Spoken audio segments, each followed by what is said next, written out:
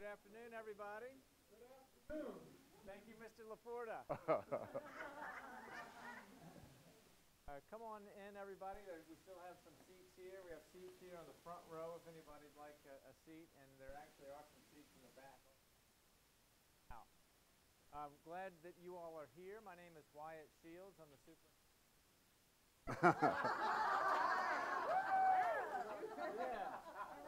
I've always wanted to be. Yeah. Especially today. My name is Wyatt Shields. I'm the city manager, and I'm joined by Peter Noonan, the superintendent of schools. And we have been doing a series of these monthly updates for the community on the progress of the George Mason High School and the West Falls Church Economic Development Project. Let me make just a few introductions of council members, and then from there I'm going to turn it over to Dr. Noonan. He will go through a series of slides on the update for the high school project, and then it'll come back to me for an update on the West Falls Church project. We have our development team here as well, and they'll go through their submission, their draft submission for their land use entitlement application, which is before us for a 10-day period for initial comment before they submit their formal application for the land use approval site. So they're here, and they'll be part of the update for the West Falls Church Development Project.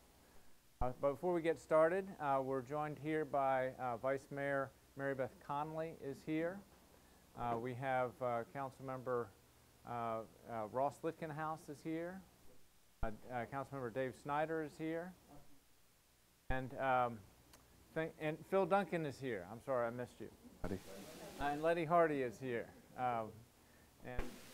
So we have a good representation of City Council here. We are taping this event, and if anybody wants to watch it on our webpage, you can do so after this meeting. But that also means when it comes to question or comment time, we have a microphone, and we ask that you use that microphone so that your question is recorded properly. And I thank Falls Church Community Television for being here.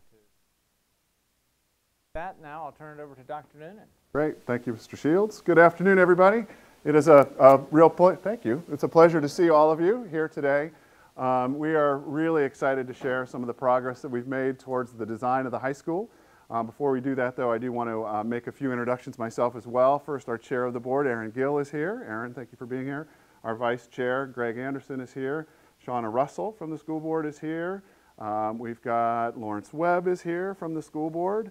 We also have Shannon Litton is here from the school board.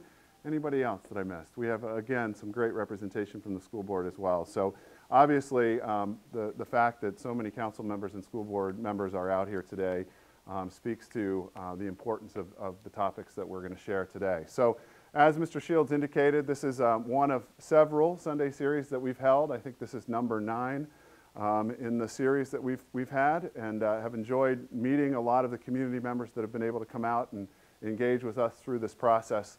And today, I'll update you on the schools. We are not making progress. We are making progress. Let me stop. Let me stop there.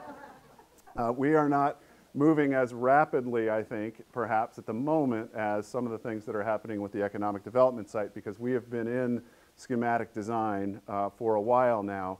And so we're working through our schematic design phase so that we can get to our DDs, which is the next phase in our process, and I'll talk about that. But our time that we've spent since the last Sunday series has been meeting with a lot of folks and talking about what the classrooms are going to look like and so on. So let me start just by kind of reorienting everybody.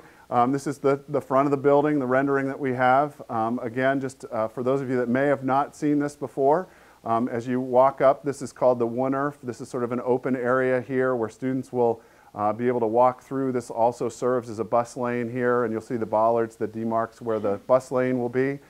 Students will come up, they'll come through the front door, they can go left into the office area, they can go straight down the hallway, that main entrance. To the left will be the cafeteria. They can go right into the auditorium space, or they can go up the stairs into some of the learning spaces that are above.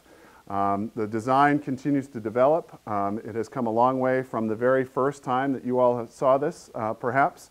And so we'll share some of the changes today that we've been able to engage in. Just again to kind of give you a timeline of events, the things that we're working on.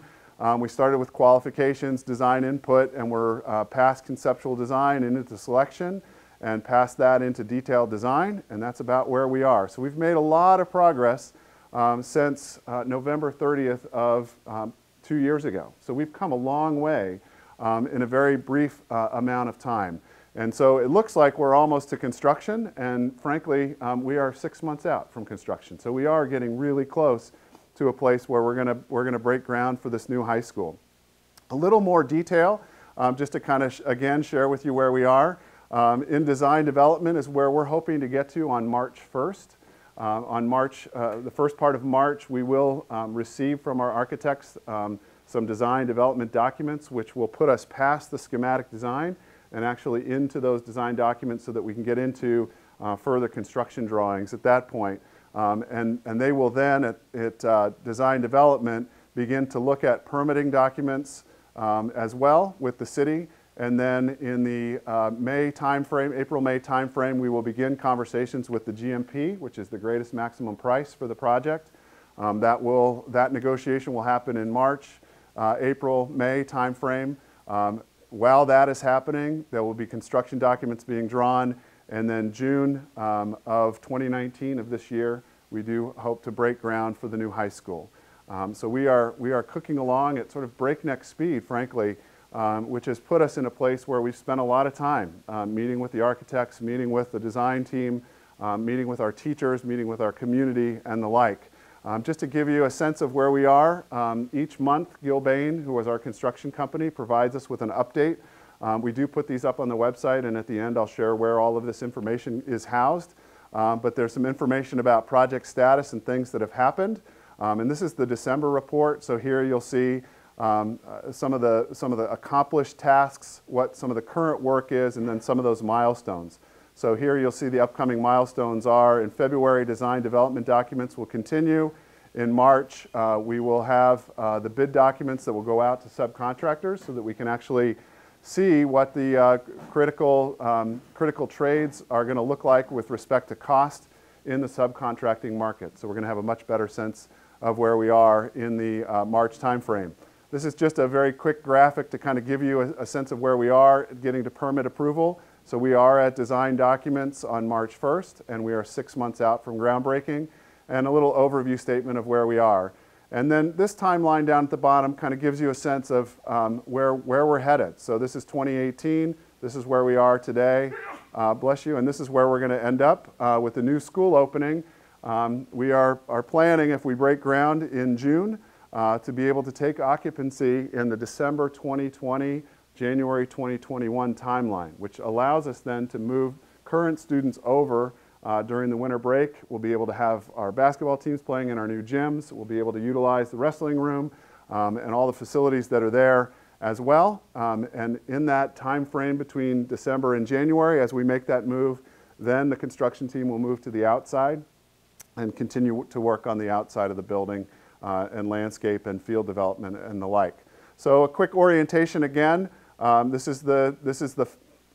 call it the fat bar and the skinny bar. It sounds like a blues song. But this is the fatter bar. It's a 5-story bar. This is the heart of the school here. This is the skinny bar. This is the connecting point to Mary Ellen Henderson. And this is Mary Ellen Henderson. You'll note, again, if you haven't seen this, all of our fields are co-located on the back of the building. So we've got a softball field here, baseball field. We've got a new practice field here that will be turfed with lights. And then we've got 6 tennis courts that will be in this area. The stadium field will not be touched, and the baseball field won't be touched either. So these 3 outdoor spaces will be the new outdoor spaces. This is an old rendering that shows the bus loop still there. We need to update that just so everybody here knows the buses will be relocated off-site. So this will become parking for the school. So we were able to capture this area for some additional parking. There'll be parking here as well. And one of the things you'll see in the later design that'll be shared today is that this space that currently would be about 187 parking spaces for the school, there's a potential for putting a parking garage here that would be shared parking between the school and the economic development site. So we're continuing the conversations there and feel like that could be a really great win-win for the economic development site as well as the schools. Just to further give you some orientation, this is the Virginia Tech site, and then WMATA kind of works back in this direction. Little massing and some architectural design to give you a sense again of kind of what you're looking at. So if we were flying over at 1,000 feet, this is the new high school here, a 5-story fat bar and a 4-story skinny bar, and then this is the current Mary Ellen Henderson site. And you can kind of see going back where we fit in with the outdoor facilities. So this is the backside rendering. So this is looking from about midfield, about the 50-yard line, up about, I don't know, 50 feet or so, looking back at the school. This is the gym level, next level up, and then we've got 3 stories of academics above that. This would be the front of the school back this direction, and this would be the back of the school here. These are 2, they're called vomitoriums, in case you didn't know, sort of an unfortunate name, I think. But those are vomitoriums. This one leads to the athletics area, and this one leads to the arts area as well. So if we have our band students coming out on the field, or we have our athletes coming out, they can come right out from the school as well. Some of the things that we've been working on, just to give you a sense, with Schematic Design, we've done a lot of student engagement. We've met with all of the 9th graders. We continue to meet with all of the high school students. We have a small core group of students that we've met with. In addition to the large 9th grade group, we've also met with the Gay Straight Alliance. We've met with our CTE students as well to ask for their input around the design. We've done a lot of interagency, yes? What is CTE? Career and Technical Education. Thank you for asking, Vice Mayor Connolly. Career and Technical Education, and I'll talk about that in just a second because I do want to talk about the program inside of the building as well. But you know, one of the things that we have an opportunity to do is really utilize and leverage this building for a new way of looking at overall education. This building is going to be pretty extraordinary when it's done. So we want to be able to utilize and leverage the capacity of that building in a positive way. And career and technical education gives us an avenue to kind of look at to be able to do some of that. We've done a lot of interagency coordination. Here you'll see we do have a campus coordinating committee that meets the 3rd or 4th Friday of every month. And at that coordinating committee, we have a core group of people from the general government, a core group of people from the schools and other folks. We have the Planning Commission represented. We have a lot of different people that are on that committee. And our city manager and I do a presentation along with our folks about where we are. We have a campus infrastructure meeting that happens quite often, almost every week, it seems like recently. We've had meetings with the Virginia Department of Transportation. We've met with the Economic Development Authority. We've also continued to meet and continue to meet with the Building Code, Planning, and Zoning folks. And then we've met with all of these departments in the school on a number of different occasions to get their input about the spaces as well. What should the instructional spaces look like? What should the administrative places look like as well? And through those conversations, we've had some really good input about the design, interior design of the building. So this is an older rendering. As you walk in the door, you'll remember this maybe from the fly-through for those of you that saw that. To the right is the auditorium, or the auditorium. To the left is the administrative offices, and then you would walk up this spine that would get you to the 2nd floor. Through the conversations that we've had, we've done some more design development that's gone into this. So just to give you a sense of sort of how the building is evolving, just in this very opening space when you walk into the building, we now are looking at when you walk in, it's much more open. The administrative office would have a hard return here that would kind of go to the left, if you will, into the cafeteria, which widens that space out to get into the cafe. That hard stop there creates a double height space here between this area, which is above the administrative office, and between this area here. This is the cafe. So we have a cafeteria on the 1st floor, but if students want to walk up to the 2nd floor, they also can hit the cafe here where we'll have some grab-and-go food. We'll have drinks and the like. And then if you continue on just past the cafe, you walk right into the media center. So if you think about it, a little bit like a Barnes & Noble almost. You can walk in, you can get something to drink, you can get a snack, and you can go into the media center there. But what's really, I think, interesting about this design and sort of moving away from what was there is that it gives us a chance to sort of connect the two floors and really make it articulate much better than it was articulating before. It widens it out. You can clearly see the distinction between the first and second, but you can see how they connect. So that's one thing that I wanted to share. The auditorium has been a source of really good conversations as well. So here you'll see the design. If you can't see it, there's an M in these seats for Mason. But what you'll see here is sort of an overview of the auditorium. And on the left-hand side, you'll see a men's dressing room. You'll see some construction storage here. There is a women's dressing room here. There is a pass-through here to get into and out of the auditorium and that would be an ADA compliant ramp there.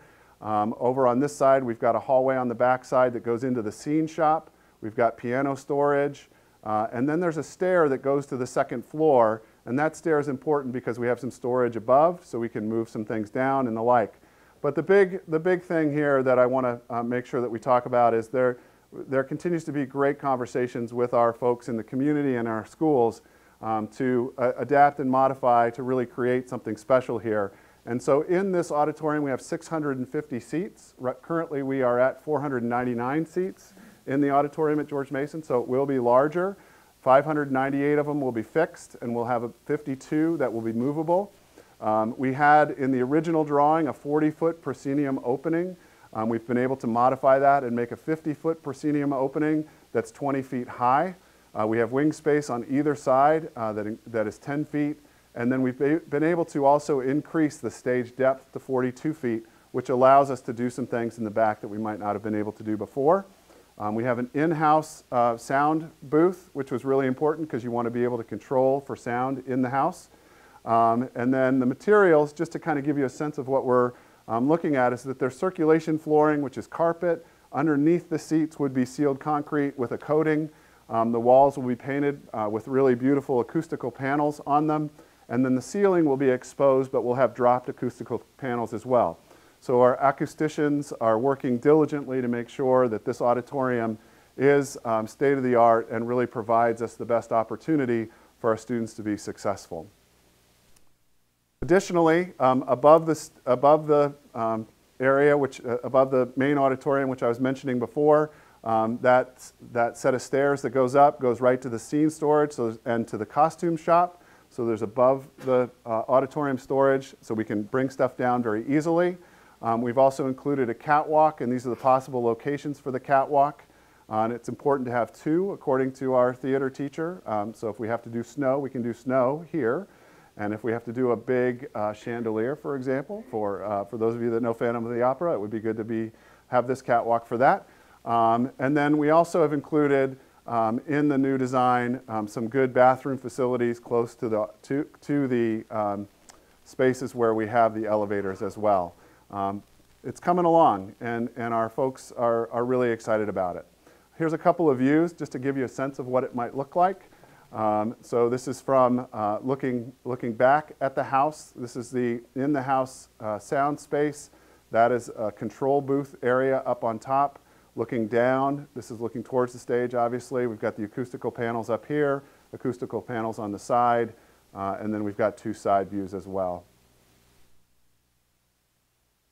In addition, we have been working also on the bottom floor, or the ground floor, which is where our arts folks are going to be, and we've made some pretty significant changes to the area where the arts are that include a larger band room with more storage.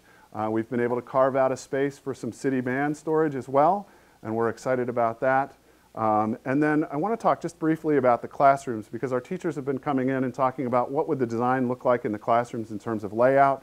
So we've been trying to identify in the, for example, science lab spaces, what are the best ways to lay out the furniture and the like, and we've had some good conversations. So when you come into the classrooms, you won't likely see what you've seen before, which is casework just along the walls. We'll have much more flexible space in the classrooms, being able to use lab spaces differently for different purposes. And then our classrooms will be fairly standard insofar as each classroom will have some sort of presentation system. There will be some casework. There will be also a teacher station. And then we are looking at different kinds of furniture that will outfit those classrooms. So as we continue our conversations past design development, we will continue to meet with our teachers to talk about furniture and the like. I do want to take just a second to sort of hit a little further on that career and technical education piece that I talked about briefly earlier, just to give you some insight about programmatically some of the things that we're looking at doing in this new building. For those of you that may not know, this is going to be a net zero ready building. We are looking at engaging with in a power purchase agreement so that we can get PV arrays on the roof of our buildings and on Mary Ellen Henderson so that we can get closer to net zero so that we can actually generate the power necessary to run our building. And in addition to that, we are going to be geothermal. And so there will not be any additional systems to that. So our heating and HVAC systems will run off of geothermal. That's important to us from a sustainability perspective. And I think that we have a really great opportunity to leverage off that idea and build programs inside our building that can enhance that idea of sustainability and renewable energy. So we are in the process of looking at some course sequences that we may be able to offer in our building when we open that are really aligned to that idea of sustainable and renewable energy. We've been working with, or I've been talking to and working with a high school in California that has a renewable energy academy looking at their course sequence. They also happen to be an international baccalaureate school, which we are as well. And so the combination of those two things working interdependently can really be nice. I have had some conversations in addition to that with Arlington County Superintendent and Alexandria City Superintendent to say if we developed a really great program here, would you be interested in having some of your students come over to our academy? We send students right now to the Arlington Career Center, so there might be an opportunity to float students back and forth for really cool purposes. In addition to that, it creates a really nice synergy with Virginia Tech. Virginia Tech is doing a lot with renewable energy as well. So we are looking at that, and also programmatically, another area that we're looking at are the health sciences. Some of you might know that University of Virginia looks like they're going to co-locate many of their health science services and academic programs up here at the old ExxonMobil site across from Fairfax Hospital. And so if we can create a relationship between the University of Virginia and Virginia Tech by aligning some opportunities in curriculum within this new school, I think we have a really great chance to create something, I think, special for the region. Not just a really special building, which this is really becoming something quite unique and exciting, but also academically as well and what happens in there. One last thing before I finish up and turn it over to Wyatt is that there have been some questions that we continue to talk about regarding safety and security, and we continue to talk about how we can, in the case of some sort of crisis situation, lock down this building, lock down floors so students or an intruder is limited to access floors above and floors below. We've come up with some really nice solutions to that. And so we are excited about it. In fact, this design and some of the work that we've been doing around the safety and security was submitted as a paper proposal for a conference to A4LE, which is Architects for Learning Environments, Association for Learning Environments in Dallas, Texas in March, and our paper was picked up. And we've been invited to come talk about the safety and security practices that are going to be in this new building because they are unique, exciting, and very positive. So we're excited to be able to go out and talk about this new high school with other folks around the country as well. So let me just give you a little information about where you can find some of this, all of the information that's been shared in all of these Sunday series is at our website, fccps.org/campus project. This presentation will be there. All the presentations prior and all the videos can be linked, are linked there as well. And it looks a little bit like this when you go in. So you can see Q&A. So any questions that we get, we put those up and we answer them. The latest events, document repositories, etc. And we would invite you to take a look at all of that information. And if you have questions that maybe you didn't raise here or you think about it another point in time, we also have an email address that's been set up called, and it's newgmhs@fccps.org, and you can send your questions there, and we are loading those into the Q&A as well and answering them as we go along. So anyway, we continue to be, I hope you can see from my enthusiasm, I'm like super excited about this. We've got a really great chance to build something that this city will be really proud of now and into the next 30, 40, 50 years. This is a building that is really not being built for 2021 or 2022. It's really being built for 2030, 2040, 2050. And ultimately, this building, I believe, will really stand the test of time and allow us to take those students that come to the City of Falls Church schools to a new level in their education and their educational environment. So with that, before I turn it over to Wyatt, I would offer an opportunity. If you have some questions, I'd be happy to answer them, or we can wait till the end. Yes, sir. Yeah. So I'll repeat it instead of passing around the mic. So student capacity in this building is 1,500 total, with about a 90% utilization rate. When we open, we anticipate that we're going to have somewhere between 1,000 and 1,200 students, so somewhere in that range. So we will be ready for 1,200 students on day one, and that gives us some flexibility to grow. Our current student population at George Mason High School is about 870. So to think that we're going to grow to much over 1,000 in the next couple of years is sort of a reach. So we are, when I say we're future-proofing, we really are building something that when we open won't be over capacity immediately. And we've seen that happen, frankly, in this region. There have been a number of schools that have opened that are brand new, that the day they open, you're putting trailers in, and we are not going to have to do that here. Yes, sir.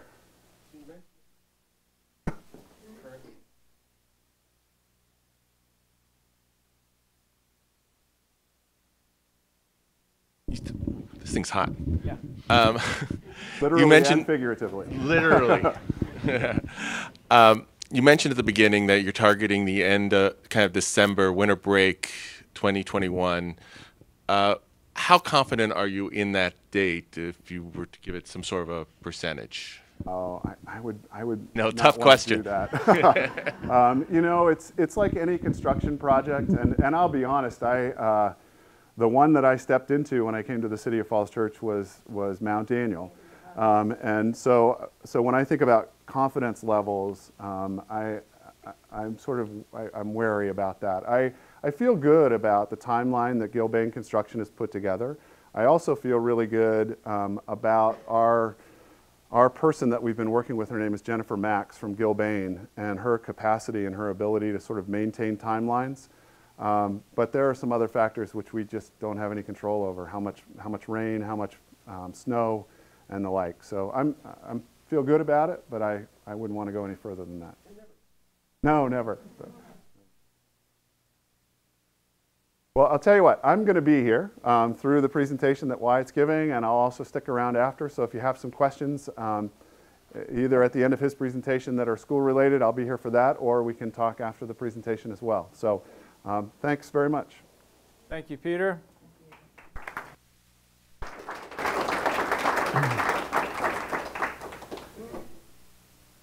So I will get right into it. So I'll just note at the beginning, Peter noted we've had a whole series of these Sunday meetings, and this is the schedule for those meetings going forward in February, March, April, and we'll continue to publicize those, but it's generally going to be the fourth Sunday.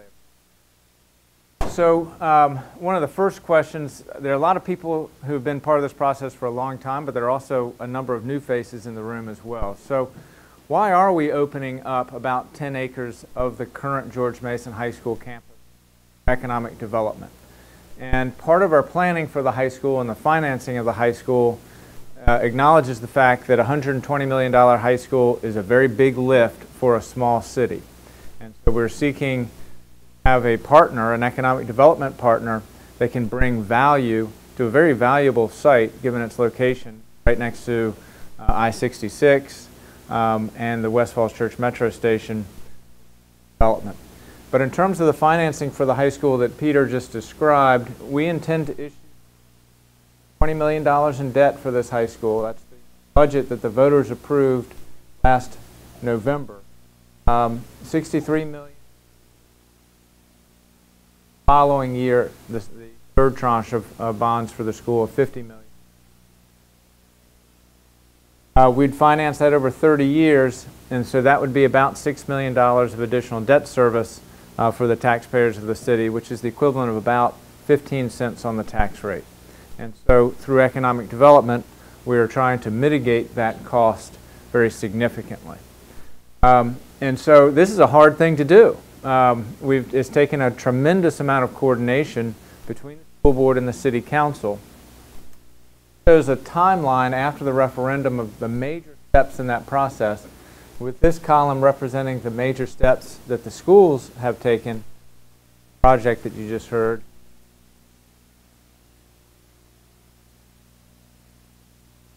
So a year ago we were doing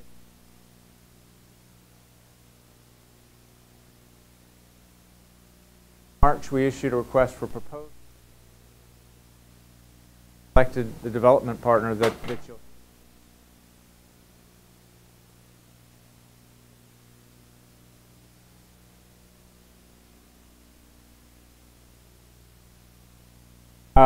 and our goal is to have a land use approvals and final comprehensive agreement for the economic development prior to issuing that bond in June I just described. That's been sort of the compact from the beginning with the voters project. Then there's 2 years while the high school gets built and the economic development piece doesn't begin construction until. This is a summary of the dates of the process that we've had with the issuance request for proposals last March. We had 2 detailed proposals received in August, and in November, on November 19th, right before Thanksgiving, authorized an interim agreement with EYA, P.N. Hoffman, and Regency. So we're in that interim agreement phase and working very hard to develop both the land use application but also the comprehensive agreement about all the business terms of how this land would be taken down. This is really hard work. This is a very complex project. There's a lot of infrastructure planning, a lot of financing challenges with taking something. Selection committee for the economic development was a very broad group that had representation outside advisors for expertise and the city all weighing in. Evaluation process laid out sort of 3 big areas of concern. One is creating value for the city, and I'll describe that in just a moment. Second, very importantly, what is the development program? Right next to a wonderful high school. We're also right next to Virginia Tech. We're next to West Falls Church Metro. We wanted a development program that understood these educational assets, that was well integrated with them, had a strong sense of place, was transit-oriented development, a place that people want to come to, with strong commercial programs, office, hotel, broad mix of uses. Lastly, we wanted a team that had a demonstrated capacity for this. We wanted to really mitigate the risk in the project, knowing that we'll be dependent on a third party, our development partner, really to help the financing for the high school. So the interim agreement does lay out these material terms. The basic land payments for phase 1 total $34.5 million, and those are phased over. Describe that, and then there's a phase. A minimum of $10 million or appraised value when phase 2 gets underway, whichever is higher. So the base land value is $40 for the approximately 10-acre site. In addition to that, we have the shared parking garage option, which Peter described, which would be a shared facility between private development. That's an above-grade structure, and it's lower cost to the development team, and therefore there would be an additional $5.3 million. Depending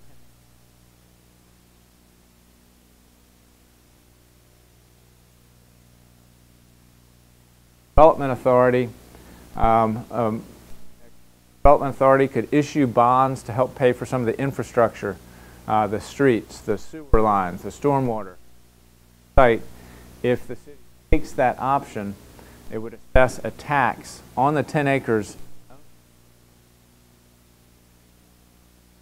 That site would pay this property tax, but that would help finance some of the infrastructure.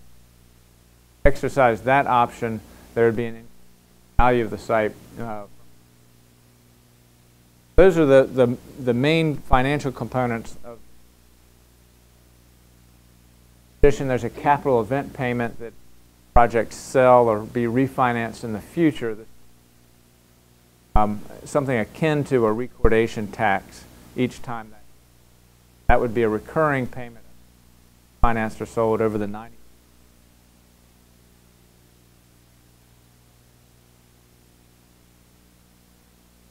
Here's a stream of payments that for the $34.5 million of Phase 1. The first payment would be $6.5 million before we issue the bonds for the high school. So this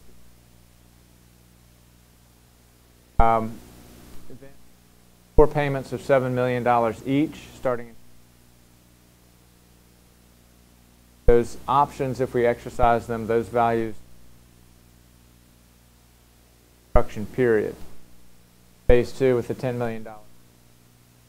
Mr. Goldman will present the program here in just a moment of what is in their land use entitlements. But the basic idea is we're about 1.3 to 1.4 million square feet of development between Phase 1 and Phase 2 altogether. So an FAR, for those who are familiar with that, a floor area ratio of about 3.8 to 4.0. That's in line with what the comprehensive plan called for.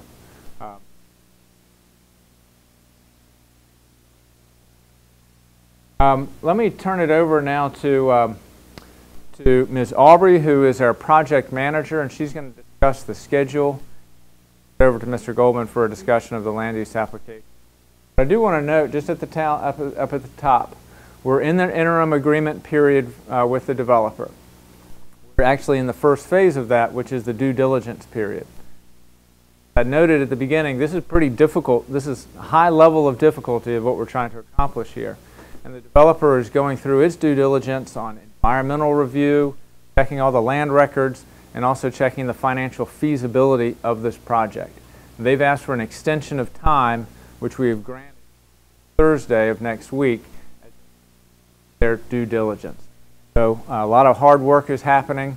We're meeting frequently to go through the issues, but we're still in that due diligence period.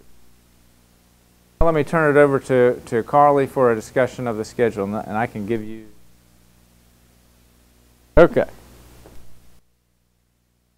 The City of Falls Church. So I'll skip down to January and February. So last week the economic development team provided a draft special exception application, and that was basically to give staff a chance to review to make sure it had all the basic requirements for us to review the special exception.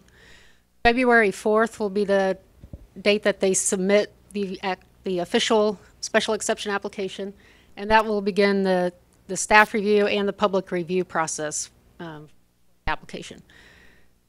February 25th is when City Council will have a hearing to review the proposal and to refer it out to the city's boards and commissions. And this is kind of our standard process. We have about a dozen boards and commissions that review all our special exception projects. In this case, the school board will be on that list as well.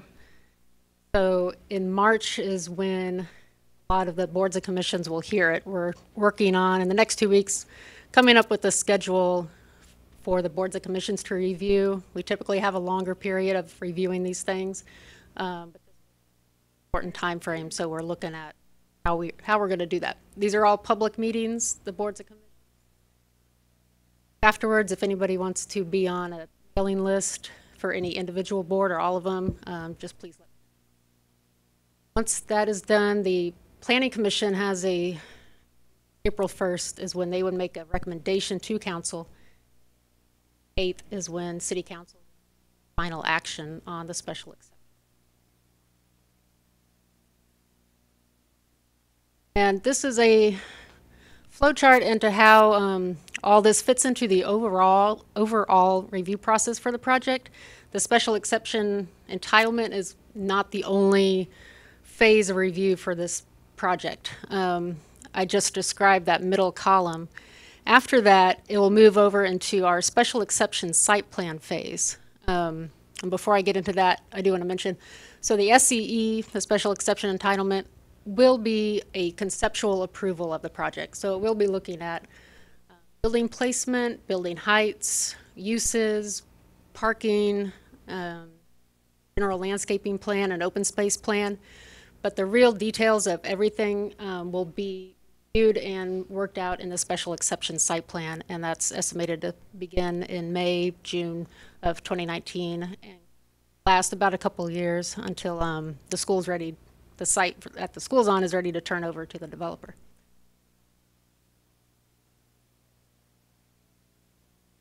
And here's our website and information. My contact information is at that website at the top, so if anybody wants to get in touch with me to find out more about upcoming meetings.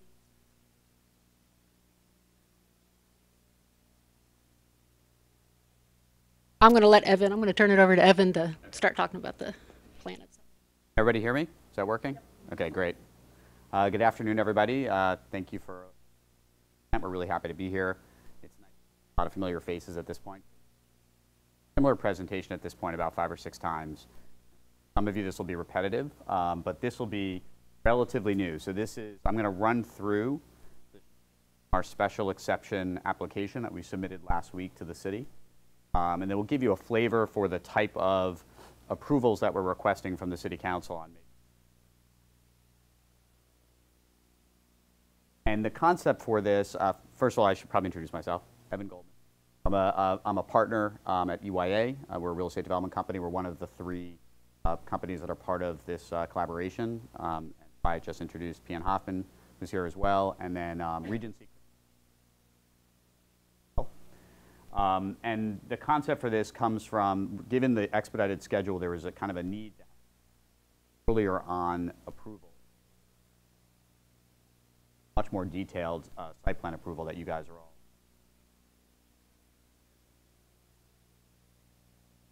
all. And this comes from a model that's used in Washington, D.C., it's used in Montgomery County, and other parts of the area. So the application you'll see before you today is modeled largely on an application that I did. Pike and Rose project on Rockville Pike in Montgomery County. Certain level of approval and then went further. Those of you have seen, how many of you have seen our original plan that we submitted to the city? At most 60, 70% of all of you. This is the latest version of the plan. It's relatively similar to what we had submitted back in August. And so the idea of 4 blocks with a grocery anchored apartment building at the bottom right corner of the site at Haycock and Route 7. The school's office building and senior housing block with an above grade deck that we'll talk about a little bit more in a minute. L block and kind of civic block where the music venue is. Condominium for sale residential housing block. Oh, sure. Yeah, so this is Haycock Road. You see the red dot? Yeah. This is Leesburg Pike. So this is west towards Tyson's Corner and then east down.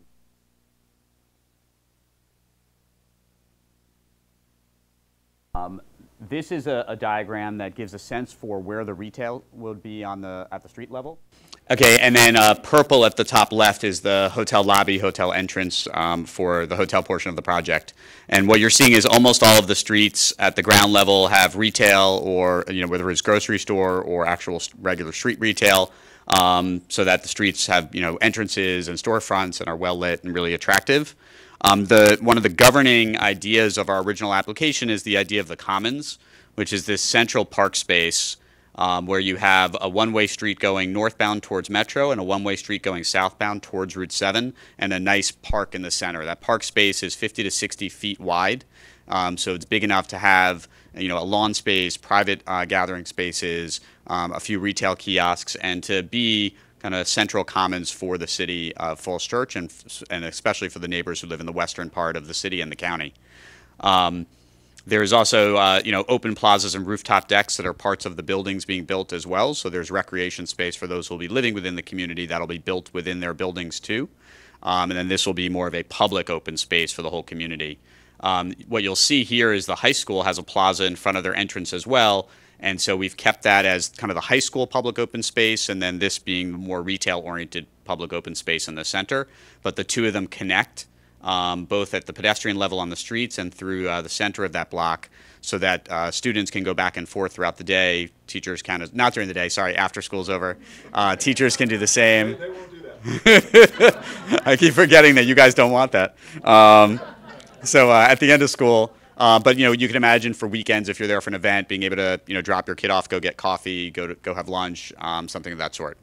But anyway, so that's what that plaza is there for as well.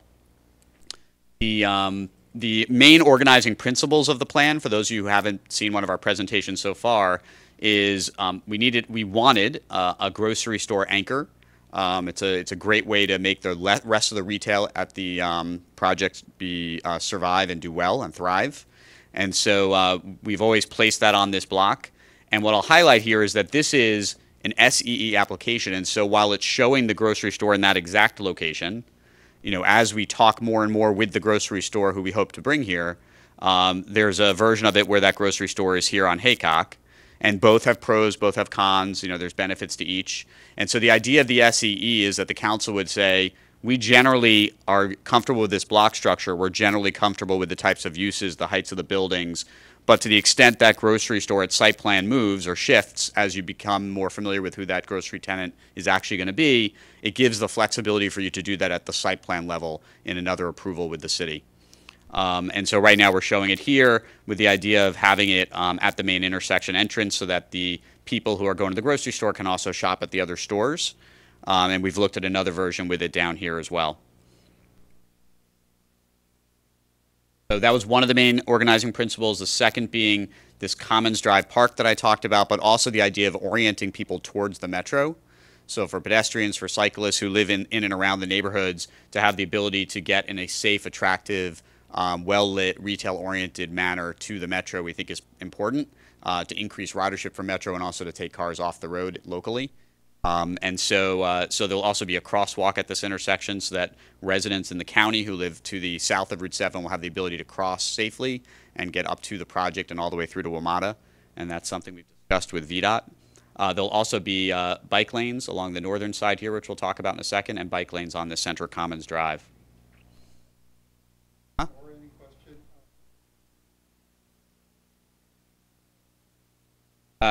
Not really. So there's Chestnut Street right here. And what you're seeing is a median, which is kind of approved by VDOT to be built. That continues all the way across here. And then there's an opening to allow cars to make a left into the project, but you can't make a left out.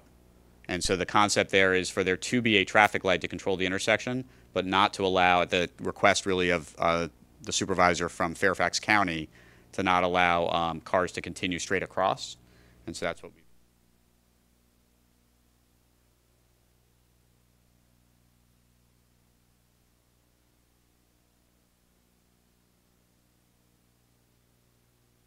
So everything we're submitting here is for the city. The only item that would be at the VDOT request, I would say, not the county, is the design of that intersection right there.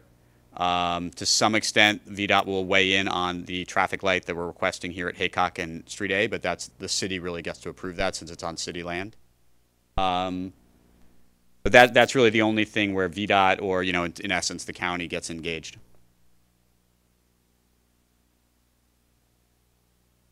So then moving forward to what you're seeing now is the upstairs, so above the retail. These are the uses, yellow once again being residential, blue being commercial office, senior housing, purple being hotel, And then there is some second floor retail here, which is where the music venue is. There's some retail kiosks in the park.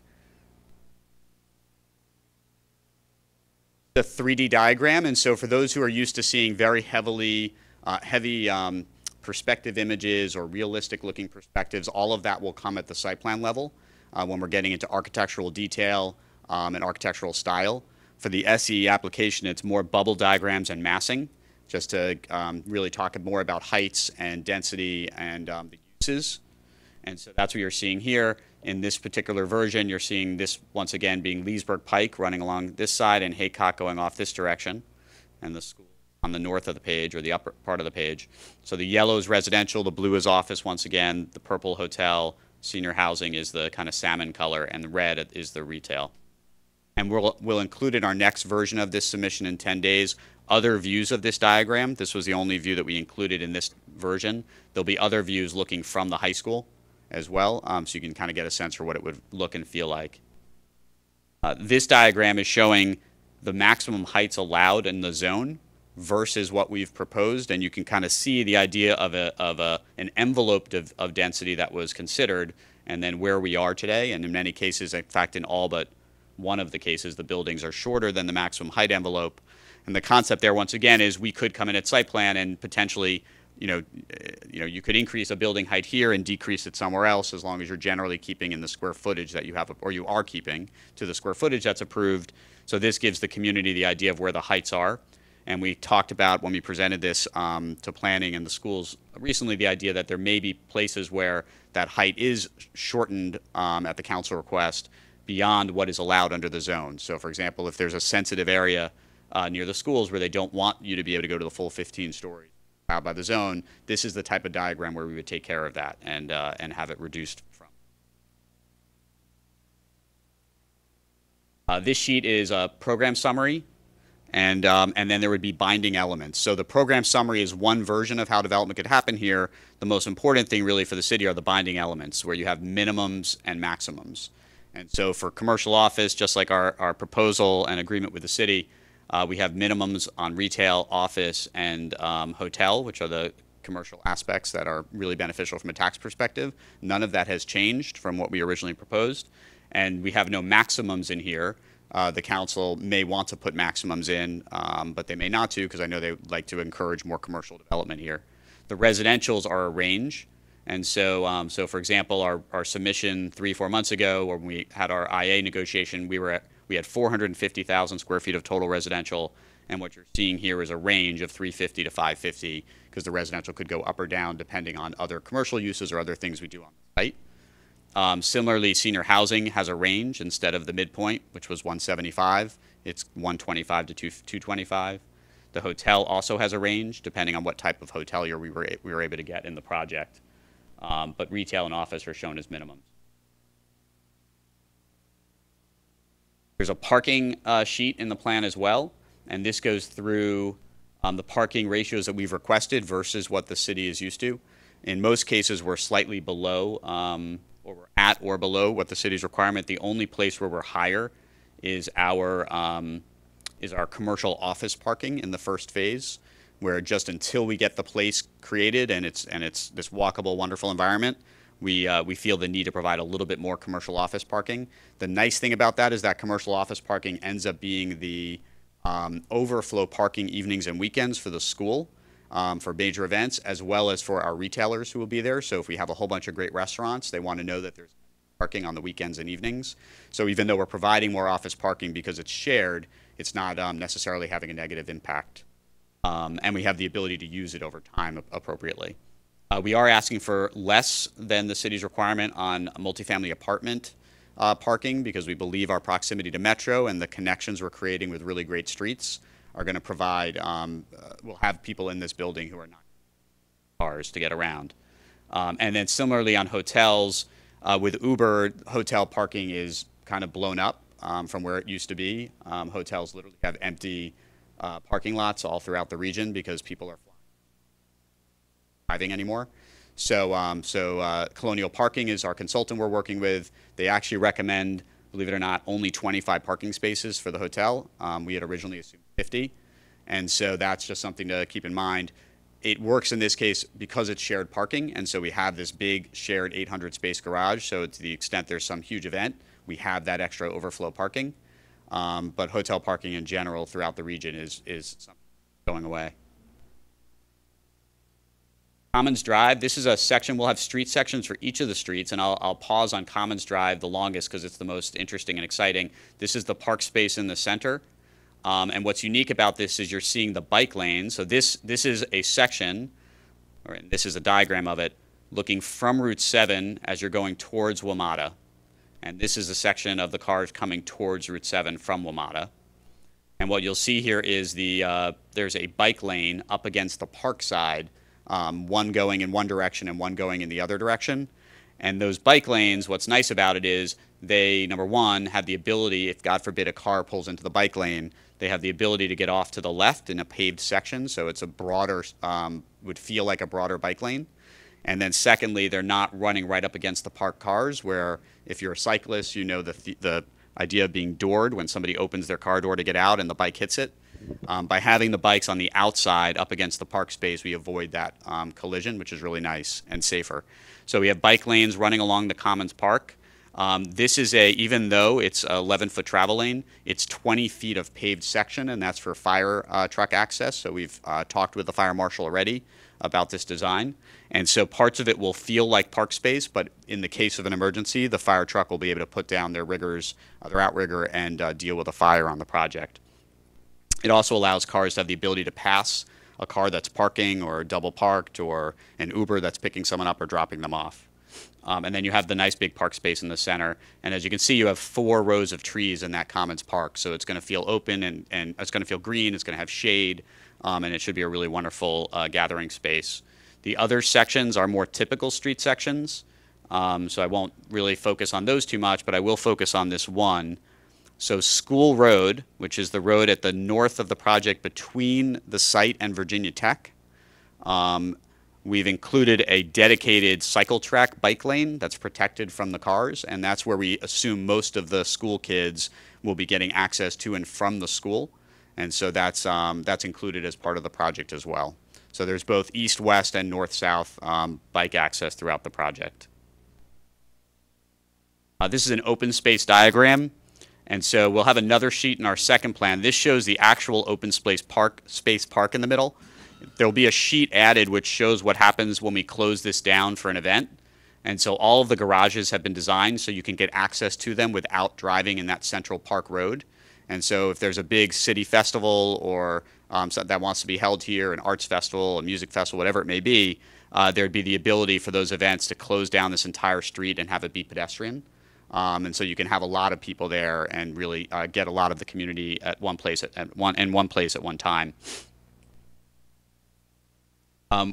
So admittedly, this has been a relatively quick process. Our landscape architect has only been on board with us for about 3 weeks now. So these images are their initial ideas of what could happen in that Commons Park. All of this would be heavily detailed at site plan level, and we will have more detail before the May approval on the landscape. But their initial idea is really looking very similar to what we've always shown, kind of lawn spaces, open spaces, hardscape spaces. She's broken it up into 3 different areas: a North Commons, a Commons Core, and a South Commons, and they have a little bit of a different flavor to them. So the North Commons is going to be a little bit more hardscape, gathering space, movie night, events. There's a connection through to the school that we talked about before, and so that connects right into a node right here in front of that retail kiosk. And so that, given the uses that are around it, hotel, music, venue, retail, that's a more alive happening part of the project. And it's also further from Route 7, so it's a little bit safer. You don't have pedestrians running out into the middle of Route 7 by accident. You have a gathering node in the center of that space, and which connects then through to the school. And these are the types of images of what we expect to see there. So a mixture of landscape, hardscape, gathering spaces, movie night, places for kids to run around, really great furniture, movable furniture. In the South Commons, where we're up against Route 7, the idea is to have that be more lush and landscaped, so that there's this kind of pretty entrance feature to the project, so that it feels like you're entering into an oasis off of Route 7, which can be a hard road. And so this has a lot more park-like landscape features, stormwater management features, really pretty grasses, more private-oriented sitting spaces, a little bit more quiet and reflective and contemplative, and less people running around. And that's done purposely because we assume cars coming off Route 7 are going to be going faster until they get into the heart of the project. And so we want that to be a little bit more comfortable for pedestrians, and that's why we're putting the bigger gathering spaces deeper into the project. In the central core of the project, and I'll show this, I apologize, we'll have this in a plan so you can see it. Let's go to, there we go. So one thing that's unique about the project is we've created this curved street in the middle, and that's once again purposeful with the idea of trying to slow cars down in that central space because we know there'll be a lot of pedestrians and we don't want people to get hit by cars. And so the nature of having what's called a table-topped intersection where it's a nice material, it's not concrete, it's not asphalt. So it once again signals to the cars that they should be going slower in this location. And then secondly, by curving that street, it gets the cars to slow down as they go through that intersection. Safer for the school kids who are trying to get to the school, the cyclists that are going to be in that area, as well as the pedestrians. And so now showing you that here, what you'll see is on either side of that are these open gathering spaces, so there's plenty of visibility for cars as they're working through that turn. It'll feel more like a European plaza than a traditional intersection. There will be stop signs both here and here. And of course, cars that don't want to go through it can go south to Route 7 or north up to School Road. There'll be focal points so that the end of the view quarter of each of those roads will be some cool sculpture or art that people are looking at as well. Last few sheets of the application are really engineering drawings that you probably are more used to or typical seeing. So existing conditions plans, context. This is the existing site plan and topography of the site of the existing high school. This is a more typical site plan that you'd see where it's kind of a bubble diagram with topography and with dimensions on it. We have utility plans. This is hard to see, but when you see it up close, for those of you who are engineers, you'll understand it. But you can see all the utilities, and we are coordinating. Ooh, you okay? Right, the entrance. So we are coordinating with the schools on utilities as well. We've been having regular coordination meetings and specifically talking about how we can make sure that our tie-ins are appropriate. So we've just developed this. The schools are a little ahead of us on utilities for obvious reasons. We also have typical wayfinding and traffic plans, which you would see in a site plan application. This is our hawk signal, so it'll be pedestrian and bike connection at that intersection. We're asking for a traffic light at Street A and Haycock, as well as a traffic light at our main entrance. And then you can see the blue arrows are all two-way traffic. The orange arrows are one-way. And there's a right in off of Route 7 here and a right out onto Route 7 there. Those are both one-way, not two-way, to be as safe as possible. This is showing School Road as two-way, which is the kind of evening and weekend condition. And I'll show you hopefully, I'll show you another slide that shows what it would be like during school day. But I want to point out something here. So during school day, essentially the road from here all the way around to almost Route 7 will be a one-way street for bus pickup and drop-off. And so that will separate the buses from the cars that are coming to, people coming to work or people coming to shop within the development. And so that road is largely taken up by buses. And so we've worked with the schools to come up with this a place for parents to drop their kids off. And so at the end of this street during drop-off and pickup, this plaza essentially becomes a turnaround so that cars can get in, drop kids off into the plaza safely, and then turn back outside the development. And generally, it sounds like you have about 12 cars maximum at a time waiting to drop off. And so we can fit all 12 of those cars within this space right here without interfering with Route 7, without interfering with other places in the site. So that was kind of one of the first early coordination ideas we've been talking to with the schools. Middle school drop-off would be, as it is today, where you'd come in off School Road and use the middle school parking lot here.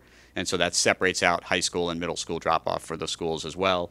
And then, of course, this garage right here would be for student and faculty parking. But you wouldn't, originally the idea was you would actually go into that space to drop kids off. Now we've kind of gotten that out and made it separate. Pickup would be the same, so kids can get picked up here.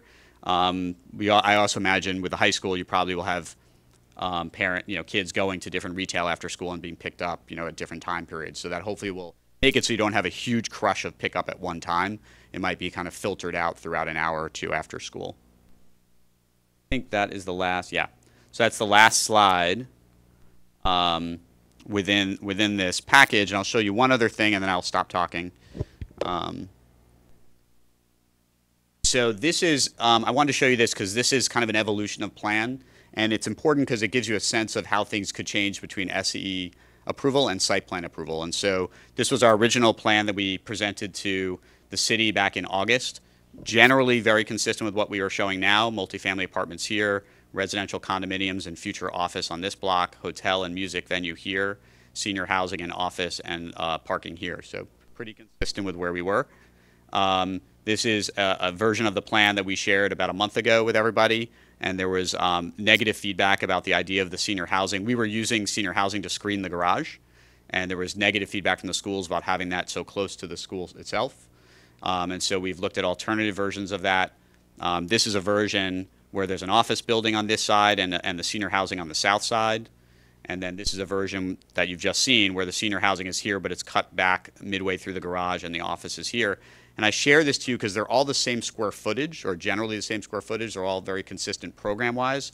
But as you can imagine, as you start working with the actual hotel company that's going to be in the project, or the actual grocery store, different types of retail, and how big they are in different dimensions, the plan will change over time until we lock those things down. And so it's important for the SEE to provide the type of flexibility that we can go after the right types of tenants now, and then when we get in for site plan approval, lock in the types of spaces we're actually going to build, because we'll be so close to starting construction at that point that we'll know what we're actually building. And that's kind of what we're seeing as a trend in Montgomery County and DC and other jurisdictions around the country. The jurisdiction itself wants to kind of set the playing field up front and know generally what they're going to get, minimum what they're going to get, ranges, densities. The community then knows what they're going to get and what they can expect from the development. But it then allows the site plan process to be used largely to detail the buildings themselves, the architecture, or how it's going to exactly look and feel, the exact dimensions of it. So anyway, so that's a little case study that hopefully was helpful. And so with that, I'll put it back here. If anybody has questions, I'm happy to answer.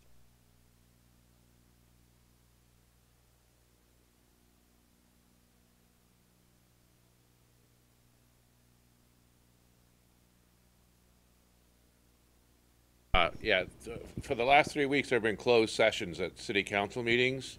What has indicated that this project is the subject matter, but nothing else. Tell us about what's going on in these meetings, what the subject of the meetings are, and whether.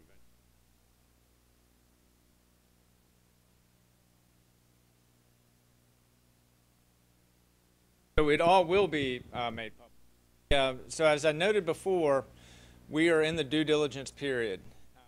Developer is going through all of their due diligence, the finance. Two questions. One is it right only when you're leaving Bull Road on Terrell? And then the second question is, the drawings don't show Commons Drive over towards Metro. Oh, sorry. And all of the preliminary stuff showed a connecting.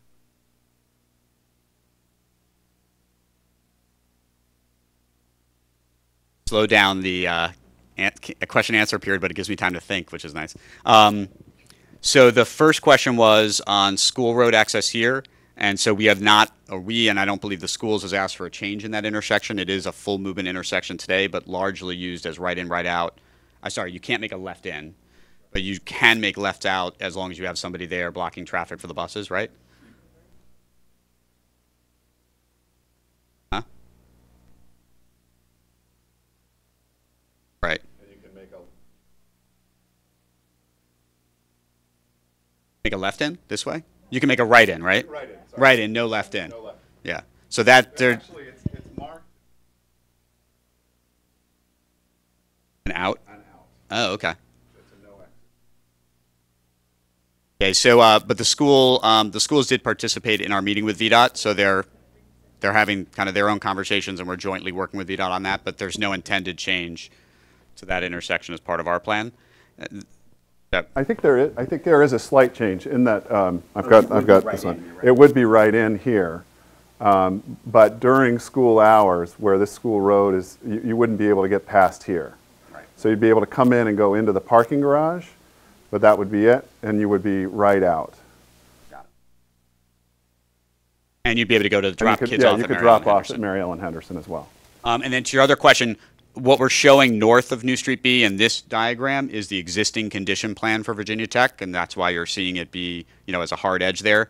The intention is for that road to continue all the way through to Metro, and that's pretty critical as part of the plan. So Virginia Tech has selected HIT and Rushmark as their development partner for that site, and their project also includes a street continuing north all the way towards the Metro.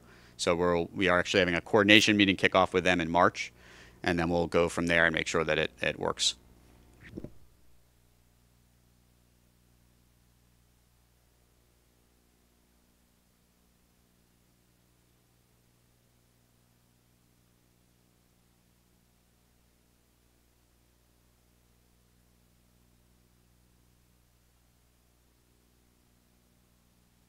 So the question was, what are the main drivers, and how do they have an impact on design of the site, and how do we prioritize them as we think through everything? So it's a great question. The main grocery store is the most finicky, and that's why you start with that first, both from a loading perspective, from a customer access perspective, from a parking perspective. They're 26 feet tall, so they're big spaces, and they have to be located in the right place. Depending on the grocery store, they're going to prefer a different location. Some grocery stores want to be right at the intersection of Haycock and 7 with this great visibility. Some would rather be integrated into the main street so that their shoppers are really integrating with the retail tenants. So grocery is probably the most finicky thing we're going to do on the site, and that's why we're spending a ton of time outside of this room working towards with a few specific groceries, one of which we're really negotiating with at this point. So that's probably the biggest driver, and that really sets the size and dimension of the big block A at the bottom right of the plan, the big yellow block. The reason that's such a big block is because of how big the grocery store, its parking, and its loading is, and its access, and also the idea that it wants to be at that main intersection. Beyond that, the next kind of critical dimensions that you often have on a project is parking, unfortunately. And so, we'll hopefully get to a day when parking is not driving urbanism. But parking garages have very specific dimensions. They're 60 feet wide. You have an 18-foot deep parking space, a 22-foot drive aisle, another 18-foot parking space. That 60-foot dimension is really critical. And if you want the parking to circulate, it needs to be 120 because you need 2 of those bays. So that 120 dimension by about 200 to 300 feet is a very standard minimum parking dimension.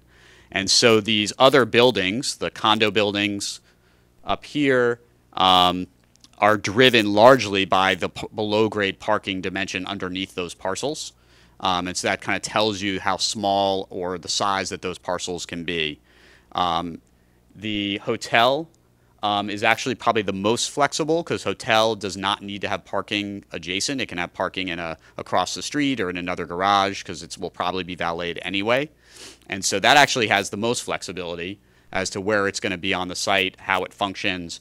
And also with hotel, we're not doing an enormous hotel, and so there's a lot of flexibility on how big that floor plate is. Senior housing would be the second most flexible, because while there will be some parking that needs to be right at the senior housing building, most of the senior housing cars will be visitors and employees as opposed to actual residents, or a good portion of it. So you have some flexibility for that parking to be divorced from that building as well. Office, what you're seeing, the reason the office building has generally remained on this block always is because it has to be right next to the parking. It's just not acceptable for a Class A office building to have office parkers parking somewhere else and walking to their job in today's day and age, and so that's why that's located there as well. So those are the main drivers. From a retail perspective, outside of the grocery store, most retail can be pretty flexible. We're providing really generous 70-foot, 80-foot deep retail spaces, which should work for a wide variety of major retail tenants from local to national. And so that really should be, this whole street is very flexible from a retail perspective. One main point is we want all of the frontage on that park space to be retail. We want, the light from the stores spilling out onto the street. We want outdoor cafes. We want you to feel safe and comfortable walking on that street. So we've kept this dimension of the park as well as the retail band that will surround it always from day one. That's been part of the project. And I think in selecting our team, you know, Regency, EYA, Regency, and P. Hoffman, and in my experience at Federal Realty, you have 3 of the top retail companies in the country that know what we're doing and know how to do this. And that's how you create placemaking. It's how you make great spaces. And there's so many projects in this region that have been designed where the retail is or it kind of works. And it's critical that that part of this is really driving the conversation. If you don't design the boxes the right way, and the loading and the service and the streetscape and the parks and everything that goes into it, you will not get the types of retailers you want. And so, you know, that's what our team brings to this table, and why we're so excited about it. And you're kind of seeing that play out in the design here. Very long-winded answer to your question, sorry.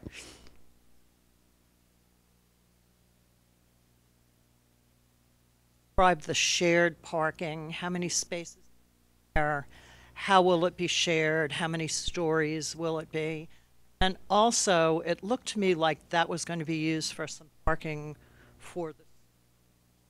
And I'm just wondering how that works out in terms of a certain amount of the.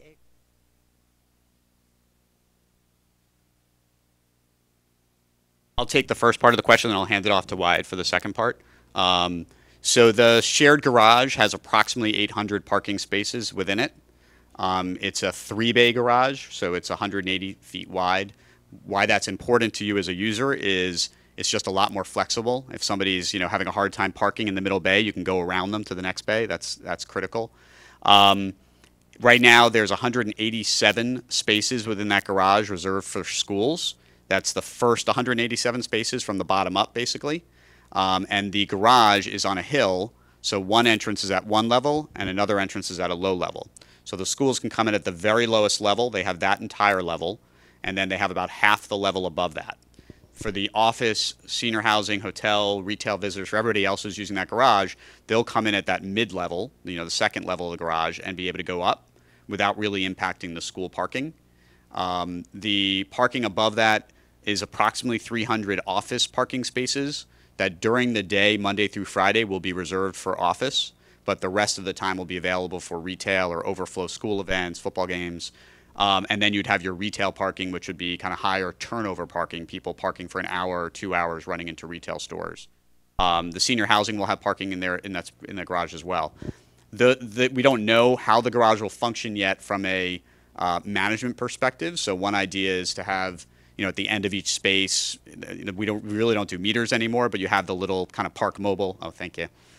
Little park mobile tags that tell you the number of the space. That's one way to do it, and those could say school parking only or office parking only during certain hours. There could be ticket takers as you come into the garage. We haven't gotten that far along with design yet, but we have had a series of kind of coordination meetings with the schools on the garage and the garage design itself, and I think we're headed in the right direction. Our last meeting was very positive in that regard. The other thing that I haven't shared in this package, but we've shared, I believe, at least in 1 or 2 other public sessions, is the idea of having art on the building.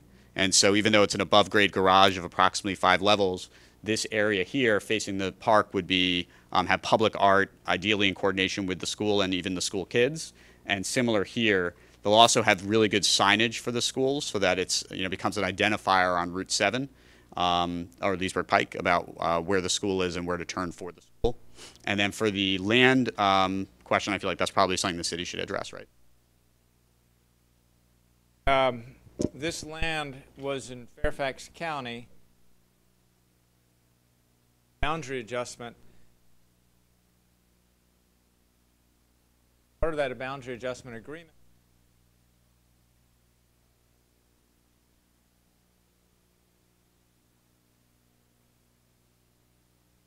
codified in that agreement is 70% of the campus.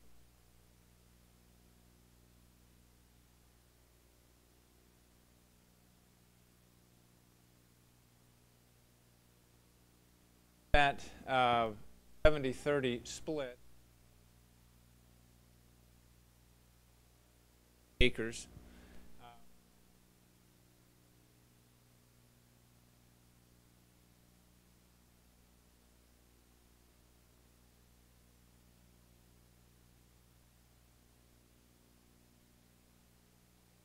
Garage plate is just over an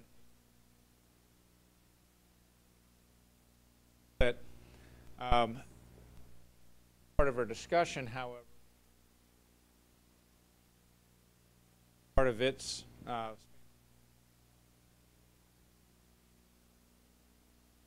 discussions are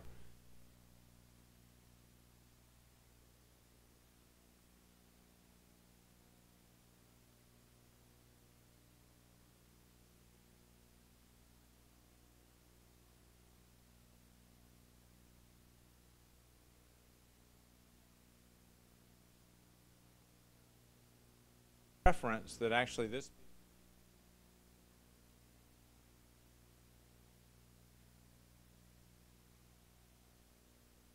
patience with that, but we're trying with this.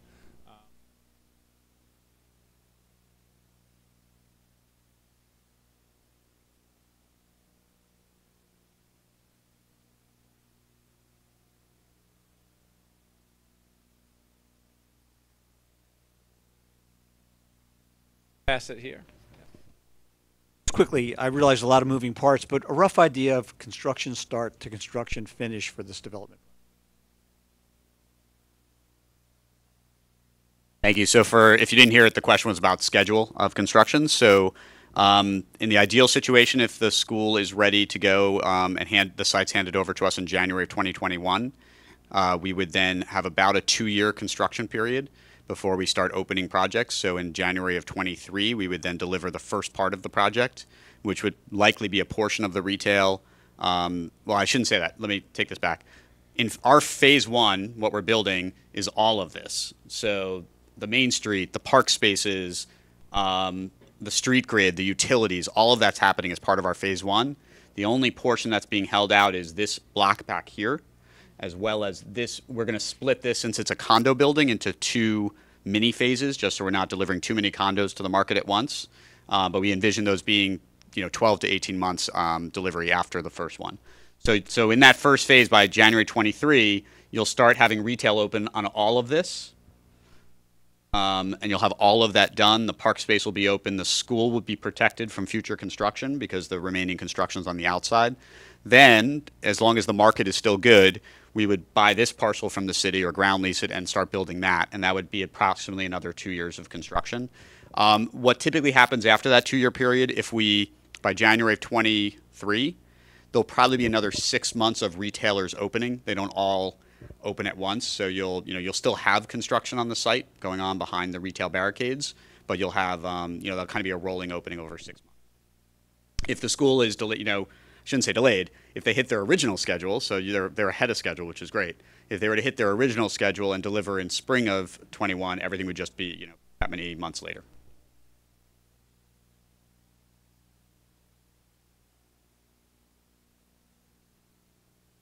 Looking at this plan, and I'm thinking through the traffic flow, and I'm getting kind of concerned. Especially when you're looking at the micro moment of time frame. So you've got the morning time frame where you've got the school, you've got the buses arrival, you've got the one-way street, you've got people dropping off on New Street A, you've got students walking on New Street B, walking on New Street A, coming up along the other side, and they're going to walk. The students are going to walk wherever they're going to walk. You've got the garage going on. You've got people arriving for work into the office space. You've got the residentials leaving. So that's one of those micro moments that I'm really seeing a massive congestion here. The pickup time is another one. If you go up to Haycock Elementary School at pickup time, it backs up Westmoreland half a mile. It's really bad. It's always the last kid to come out is always going to the first car. It's guaranteed. So I'm very concerned. The other part of the flow that I would like you to answer about is the and other drop-offs, especially related to a hotel that is ideally positioned bus deliveries, bus trips. Okay, thank you. I appreciate the question. So a few answers. First, one thing that might be helpful, timing for drop-off of schools and pickup, and then I can answer from there. Go. No, I got it. Just to give you a sense of when students start arriving and bus pickup or drop-off in the morning is roughly from 7:45 to 8:15. You can think about that as a sort of half an hour window where the buses will be coming down New Street B, down School Road. And I meant to mention we're having a naming of that street, by the way. Down School Road, dropping off in front of the high school, and they'll drop off both the high school students and the middle school students off of School Road. And then the students will be coming into the shared garage. Those drivers and staff will be coming into that shared garage. And what's interesting or important to note too, I think in that shared garage, if it is there, is that there are 3 entrances to that. I think that you mentioned 2, but I think there's also a 3rd entrance to the shared garage, which is maybe down here. Exactly, yeah. Yeah. So there are going to be multiple pathways to get to that garage, and then the queuing for drop off of students, the kiss and ride that would happen sort of in that C-handled area up there. When Evan mentioned that there were about 12 cars, we have more than 12 total that come in, but we never end up having more than 12 deep, and so there is a flow that kind of moves through there pretty quickly. But my sense of it is that, as you mentioned, I think kids will walk where they're going to walk, and I think parents will drop off where they want to drop off as well. So I would envision that that's going to be used, but it'll sort of be flexible over time. Then in the afternoon, pickup time is, what, about 3 o'clock to 3:30. There'll be some pickup. But what's interesting about the high school is over 80% of our kids participate in extracurricular activities. So the pickup time is remarkably different in terms of flow of kids in and out of the building because of all the activities and athletics that are happening. It doesn't change, notwithstanding the fact that Mary Ellen Henderson doesn't do those, it doesn't change that. We'll still have those students getting on the buses, and we'll get some high school kids on the bus as well, but they'll queue up on that school road. But it does get shut down during pickup and drop off, so it's only buses. And the way that this lane is designed is that buses will come in and they'll pull diagonally here. So there's no way that cars can get through either. Some sense of timing. So I'll answer kind of how that relates to the traffic flow, the traffic diagram that we've created, because we've been coordinating really closely. So as you can hear, the timing of 7:45 to 8:15 and then 3 to 3:30 in the afternoon. We will definitely have some of our people leaving the project or coming to the project during that time period, but it's not our peak hour for most mixed-use projects. So the peak hour is going to be typically right around 8:15 to 9. Our office workers are going to arrive. There will be some that are early birds that will get there earlier, but the vast majority of them are going to come right after. So the timing actually works really nicely for us from that perspective. For the office garage, as Peter just mentioned, or Dr. Noonan, sorry, there'll be a right-in from Route 7 to that garage. There'll also be the ability to get into that garage from here as well as from here. So for our office workers, they likely will not go on Street A, where the carpool drop-off is. If they were to come early in the morning and get there at 8, they're going to use one of the other entrances to the garage and be very separated from the school traffic. It's one of the great benefits of having a porous grid of streets and alleyways is that you have that ability for cars to find other ways to get in and out of the garages and to the spaces they need to go. We've designed this loop really works perfectly for that kind of maximum capacity school drop-off. And as Dr. Noonan mentioned, as you know, you're comparing it to an elementary school where a lot of parents drop off and pick up. Middle school and high school is a very different animal. You'll have a lot more kids walking and biking. We're adding bike lanes to really encourage that and safe pedestrian streets. And then on top of that, a lot of the kids, do stay for after-school activities, and even middle school kids that could stay at music lessons or other activities we're going to have within the retail on site. My daughter is a middle schooler who walks home from school every day, a half an hour walk, and that's fairly common of middle school kids because they're. So, and then in addition to that, you asked about Uber drop-off and taxi drop-off and hotel drop-off. So we've created a few spaces specifically for that. Block C, kind of the alleyway there. The idea is for that to be a one-earth, and what a one-earth means essentially is just that the paving material is not asphalt and curb. It's kind of nice pavers throughout that whole space. So it functions a little bit like a mixture of cars and people in a plaza, very European style, and that functions as a great place for Ubers to wait and pick people up if they're coming from a performance or after dinner. We've designed this road, even though it's a one-lane road, it's got 20 feet of pavement. So to the extent Ubers are waiting there in front of a restaurant for somebody to come out and get in, cars do have the ability to get around it without holding up traffic, which is really extremely important, quite frankly. And then this space here, We haven't confirmed this. We've talked to the schools about the idea of, when they're not using that for drop-off and pickup of kids, it could be a functional turnaround also for Uber pickup, Uber drop-off, hotel valet drop-off as well, just as a way to get people from the hotel lobby turned around and into the garage. So that hasn't been fully worked out, but we are working with the schools really closely on that. And then the next part of this is where you really deal with traffic. It's I'll say something that's, if we didn't have like no left turn here, no right turn here, blocked off roads here, blocked off roads here, a lot of the traffic issues in this region would go away. But we've kind of created a situation in the suburbs where all of the cars go on these big arterial streets and then they break down and everyone gets really frustrated. And so what a lot of good planning is doing these days is breaking that down and creating grids of streets where cars can flow through as a second means. Your through traffic coming from Alexandria to Tyson's in the morning is going to stay on Route 7. But your local traffic, those of you who are trying to get to the coffee shop or drop your kid at school, are going to know the back roads and you're going to use those back roads.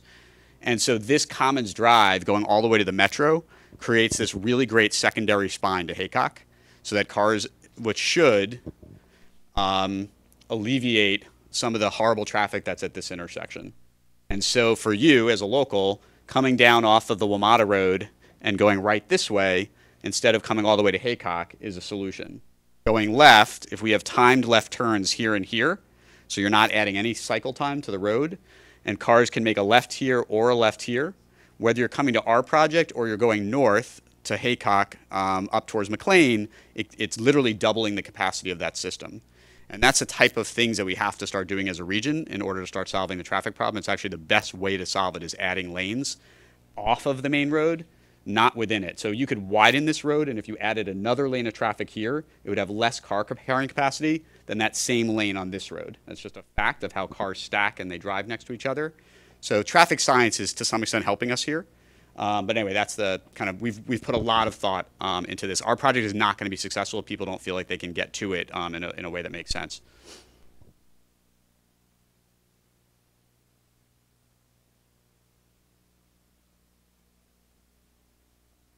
Thank you. Just on that question, back to the intersection of Chestnut, Route 7, and Commons. I think the city knows that the retailers on the other side, Pikes and Jimmy John's and some of the others, issue with the proposed closing does exactly opposite of what you're talking about, permeability, right? It prevents Route 7 westbound traffic from turning left into their retail establishment, out from continuing westbound on Route 7, allowing the movement of this project while cutting off. So they've expressed that as a concern, and maybe it's more of a question for the may just be taking direction from VDOT and the city, but I just wanted to bring up that counter to what you just said about permeability, and I know it's something the city will hear.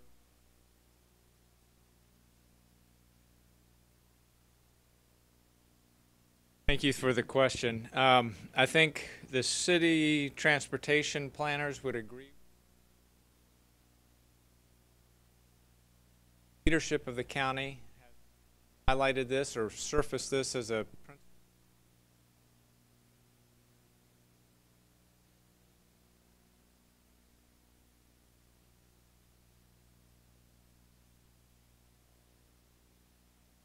What you've heard is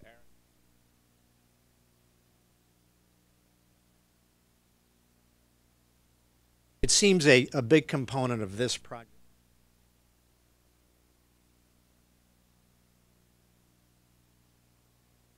Suffering right now, I think, is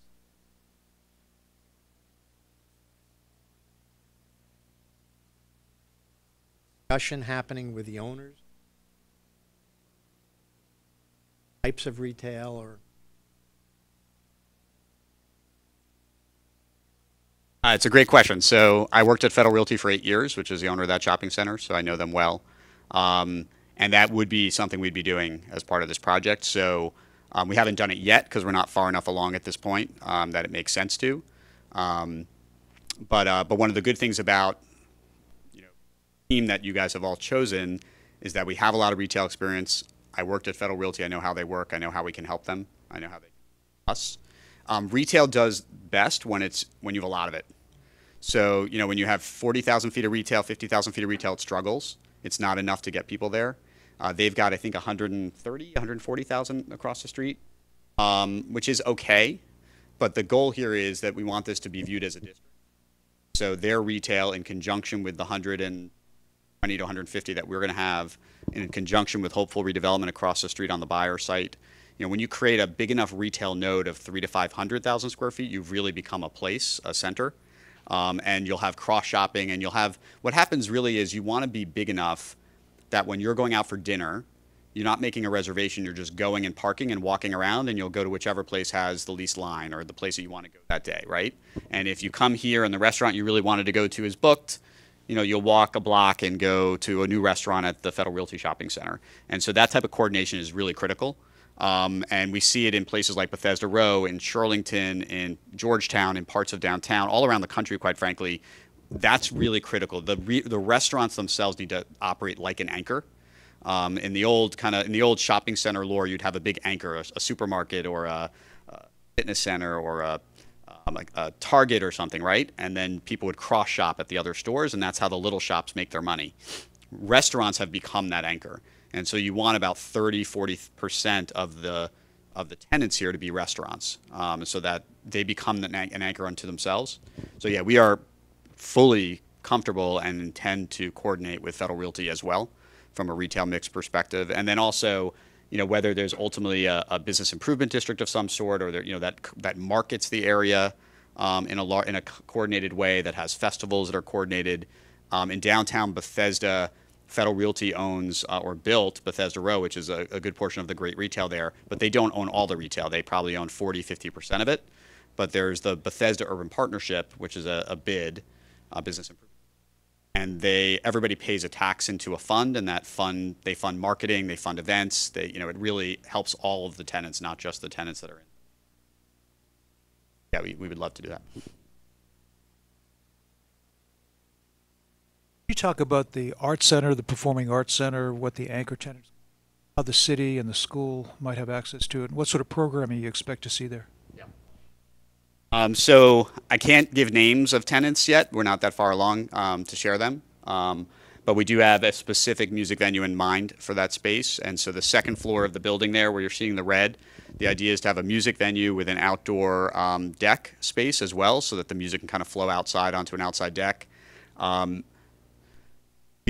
there's a music school component that we're talking to as well, which would be in that building. And the idea there actually is for the music school and the music venue to coordinate with each other, so that the music school doesn't have to build its own recital space. They can actually use that space during the day for recital space when it's not a big music venue, not a big event going on. And then second to that is coordinating with the schools. So it's funny, we were just sitting over here and I made a note that we need to meet with you guys and both your arts program and your school, your music program at some point in the next month or two. So that's on the list. But the school itself has great facilities for music and art too. And so we'd love to see collaboration back and forth. The music school, one of the main reasons they like this site is actually the ability to collaborate with the schools too. So from a lesson space, or helping the music program in any way they can, and then also helping their business too. Of the type of music? So I have to punt on that question for now, but we will. I can't share that yet, but it's something you guys would be excited to have in the neighborhood. It's nothing like crazy and wild. It's not 9:30 Club or something like that. Unless people want crazy and wild. Back to that cross-shopping idea, are you going to work with Federal Realty on towing policies? Towing policies? It's always a problem. You can park and then you want to go shop somewhere else and you got to move the car. Right. So with that whole area in mind, maybe there can be a consolidated effort for the first time ever in the city of Falls Church. It's a great idea. So it's the first. You tend to have really great ideas in all of our meetings so far. So that's the first time I've heard that recommendation, but it's a good one. And so given the connection this project's now going to have to the metro, What you are going to see is what you'll see in a more typical urban area. The parking is going to have meters or gates or something, because we'll have people parking here and then walking to Metro and leaving their car all day, which we don't want because the retailers need that parking to turn over. So my assumption would be, if we're really successful, Federal Realty is going to have to do something on their parking lots as well, or it will kind of spill over. So that type of a coordination, it's an interesting idea. We would certainly be open to talking with them and the city about how we might be able to do that, and maybe they'd be open to it as well. But you're right, that could actually be a good use of parking. Of course. Well, you have to ask the guy behind you. Wait, exactly where are the traffic lights on Haycock going to be? That's part of your question? Do you want to ask your question too, and I'll answer them both? Thank you. So I live on Chestnut Street, and one of the reasons why we moved into the area was because we wanted to walk to the Metro, and when we first moved in, we thought this is great, but the intersection, especially on Haycock, is frankly unsafe from our side, and especially we see, you know, at night during rush hour times, and we see students cross over to the McDonald's, and I wonder, nothing bad has happened so far. So I was also wondering about if any new treatment on Haycock or pedestrian, I think you mentioned pedestrian by the Chestnut on the Common, so people on the opposite side don't have to drive and can just walk over and avoid traffic. Definitely, I'm glad you asked. Good, yeah, exactly. I'm glad you guys coordinated your question. So, okay, so a few things. So first, on Haycock, there will remain obviously an intersection at 7 and Haycock. We're not taking that away. We have asked for another traffic light here and crosswalks to provide safe crossing. A lot of the kids, from what we've heard from the schools, coming to the schools, come through the Federal Realty Shopping Center parking lot, and then they cross either here or they just walk across the pedestrian crosswalk in the middle of Haycock. So that will now have a full intersection with traffic light and crosswalks so that pedestrians and kids can get across to the project. Similarly, I'm too short, but up on the upper right, we would have what's called a hawk signal. And so it's a hawk signal essentially stops the cars for pedestrians. There's no traffic turning movement. There is turning movement, sorry. There's no crossing there because the road doesn't continue. It's just a three-way road. So you'd have that as well. There's an MVTA grant, which you may know about, where the city actually worked with the Northern Virginia Transit Alliance, or Transportation Authority, sorry, to get a grant to do pedestrian improvements along all of this frontage. So that includes redoing this intersection's pedestrian movements and crosswalks for exactly the reason that you just raised that question. So that would be improved. And then to the question that Mitch asked over here, because the median will continue about till here, we can't do a pedestrian crossing here from Chestnut, but we have told VDOT that we want a pedestrian crossing on this side of that intersection. So one of the benefits of having that traffic light there, even though you won't be able to make a straight auto movement or a left auto movement out of that community, which I won't comment on from a traffic science perspective, the pedestrians that live in that community will have the ability, and bikes, to cross right into Commons Drive, get on the bike lanes, or get on the pedestrian access and get to Metro. So you actually will never go down to this intersection anymore to get to Metro. You'll just go straight across the project. So yeah, so pedestrian and bike flow is extremely important for the whole project to be successful, and then hopefully we'll further over time, as other projects develop in the area, a network of really pedestrian safe streets and bike streets. Mm-hmm. Oh, sorry, right.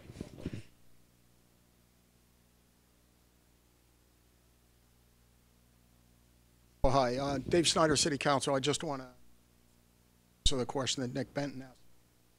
Response, it's critically important that those issues city. Now, moving to a particular diagram. Phase 1 and Phase 2. Explain a little bit more about Phase 2 to what, assuming Phase 2, what if Phase 2 doesn't happen? What you mean by Phase 1, Phase 2, what can happen that we want to happen, and what could not be exactly what we'd like to happen. Thank you for your question. So, so Phase 2, the way that our agreement is written, and this wouldn't change, is that there's two parcels in Phase 2, a residential parcel and an office parcel. The residential parcel is an approximately 150,000 square foot apartment, or condo. The office parcels is like a 200 to 250,000, so it's a big office building. One of the reasons that we like that in phase 2 is that it gives us time to deliver this sense of place in phase 1 and spend a few years getting a big anchor tenant for that building. So our goal for the city would be to have a 120, 150,000 square foot major tenant take half that building, and that would allow us to then ground lease that from the city and build that building. To the extent we do not find, to the extent we do not go forward and buy phase 2 land before 2029, 5 years after delivery phase 1, 27, whatever it is, it's 29. That would be, the city could do a deal with anyone else they want to do a deal with. They could find another developer, they could change what they want to build there and do something different. But our goal would be to build a commercial and residential project there.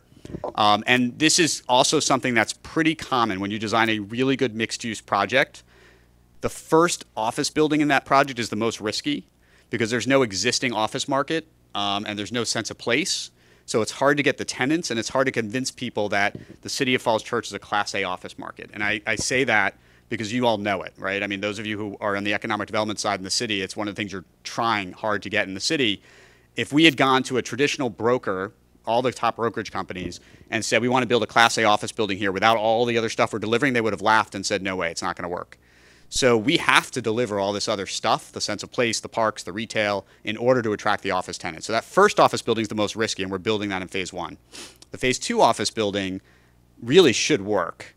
And that's why the way the deal is negotiated, the city gets a minimum of $10 million of land value, and they get, to the extent it appraises higher, they get more land value out of that parcel. And the city has not committed anything to us other than giving us an option, essentially, to build that parcel.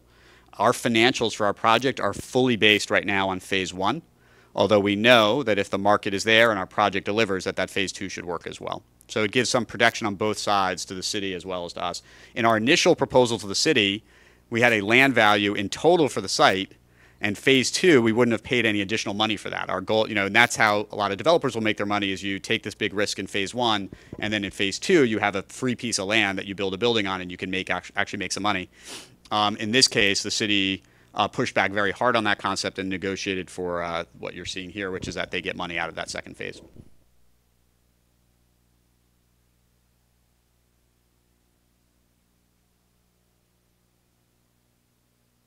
Touched on this a little bit. Basically, we're building a really expensive high school here. The reason we're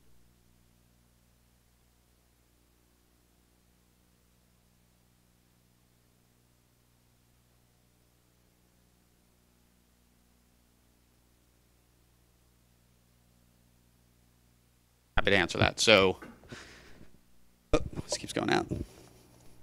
Okay, so a few things. There's many ways I can take this question, and as you all know at this point, I'm pretty long-winded, so I'll take it from all those angles. So first, for this project to be successful, we need a lot of retail delivered in phase 1. We need the whole park in phase 1. And how many of you have ever been to Pike and Rose on Rockville Pike, the project? Not enough. Okay, you guys need to cross the river somewhere. Okay, so I spent the last almost decade of my life before moving over to EYA working on Pike and Rose, this big mixed-use project on Rockville Pike. It's 3.5 million square feet. It's similar distance to the metro, the White Flint Metro Station, and has a similar mix of uses. And because we had anchor tenant leases in part of the existing shopping center that wouldn't allow us to tear down the shopping center for a number of years, we built our first phase of that project as this tiny little postage stamp part of the site with a little main street. And that first main street was maybe that big.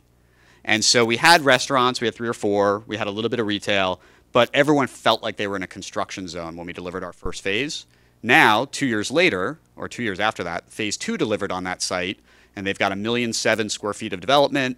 They have a nice big broad main street. They have 18 or 20 restaurant spaces, and it feels great. It feels like an urban environment. It's packed on the weekends, and it's really coming together. So the way you deliver a great place is you have to go big and deliver a lot of it at once. Have any of you been to the Wharf downtown? Everyone, great, you win. So on this team, you have not just EYA and myself who delivered one of the biggest mixed-use projects in the region. You have the P.N. Hoffman who delivered the Wharf, and everyone thought they were crazy when they said they were going to deliver this enormous 30-acre, how big is phase one? 20 acres project with office buildings and residential and retail and a music venue and all this stuff, right? But because they went big and delivered it all at once, it's insanely successful. And from day one, people love it.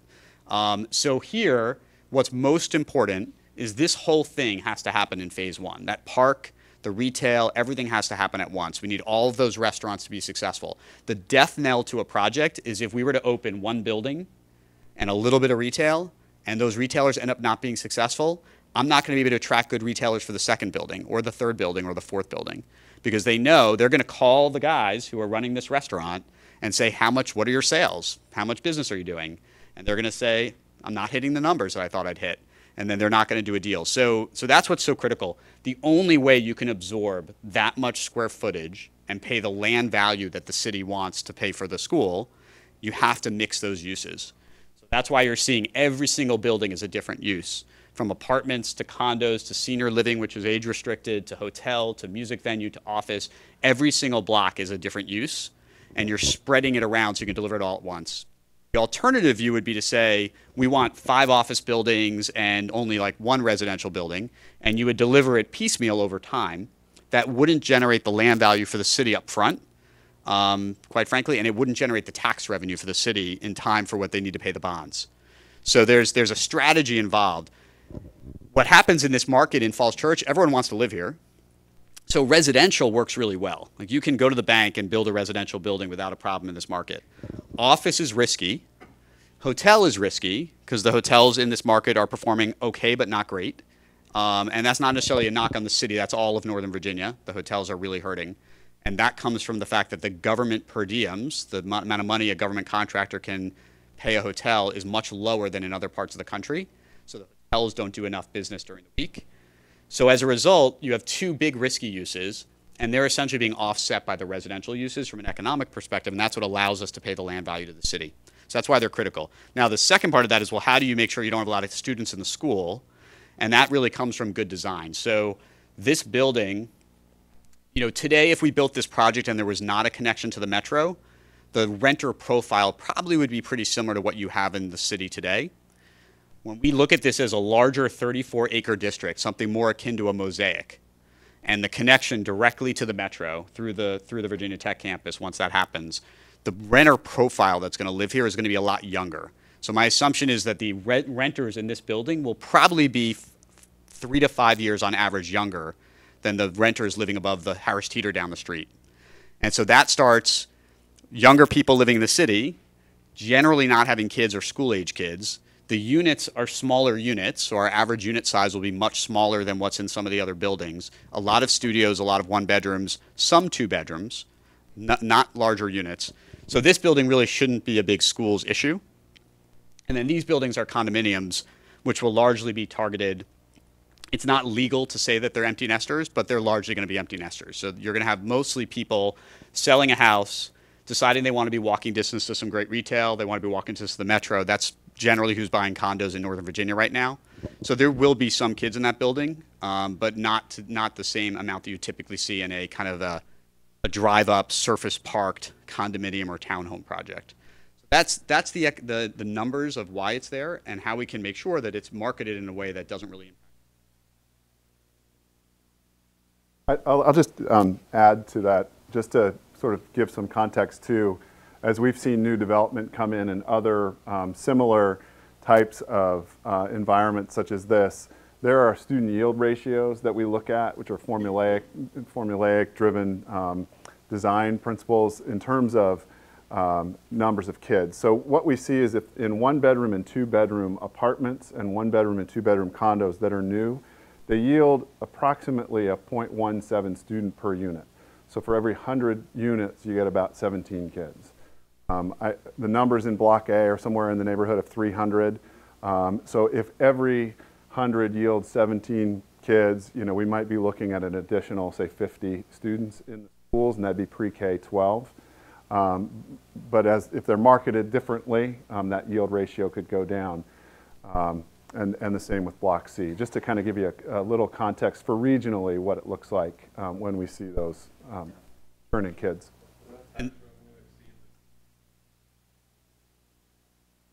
I would imagine it does. I can let Wyatt answer. Actually, something the city spends a lot of time. Hopeful to us, and have really good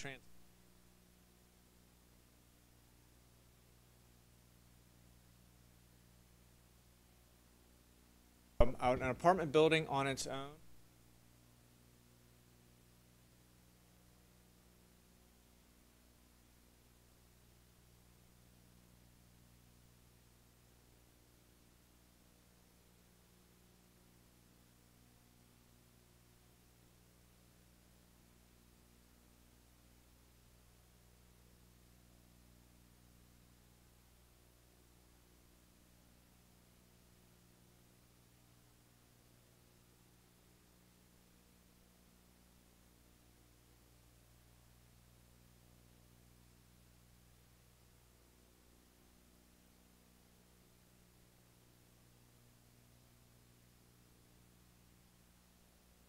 Virginia Tech, just in terms of what they've put out on the street, they've been looking for academic space. They've been looking for a partner that would pay for that added.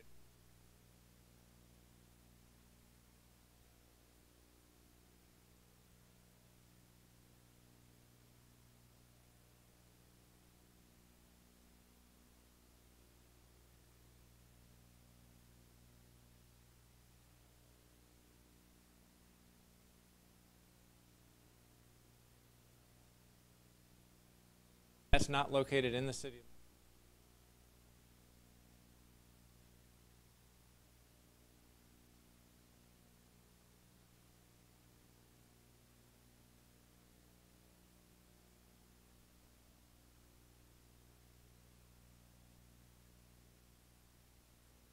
yeah, so WMATA, under the current comp plan from Fairfax County, the WMATA parcel, which is also in the county, not the city, is zoned or is comp plan recommended for approximately 30 units per acre residential, which is a fairly low density residential zone for townhomes or apartments, and a little bit of retail. It's not recommended for office.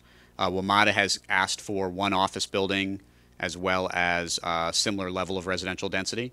So it won't be the same level of high density that you're seeing here on the city parcel. It'll be a lower density as you get further from 7 and closer to the metro. But it will have residential, and that will be in the Fairfax County.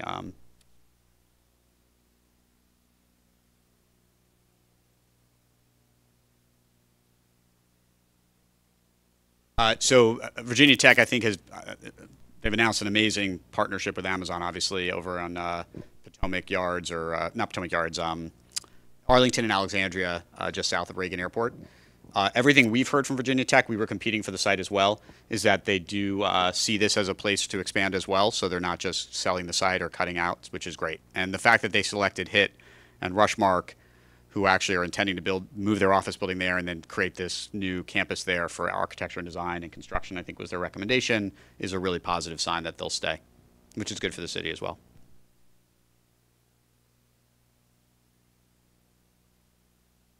Burned out at this point. Promised time where we would wrap things up. Thank you again for coming on a Sunday afternoon. We'll remain behind just in case there are any questions. Before we leave, Jason, you want to come out and take a bow?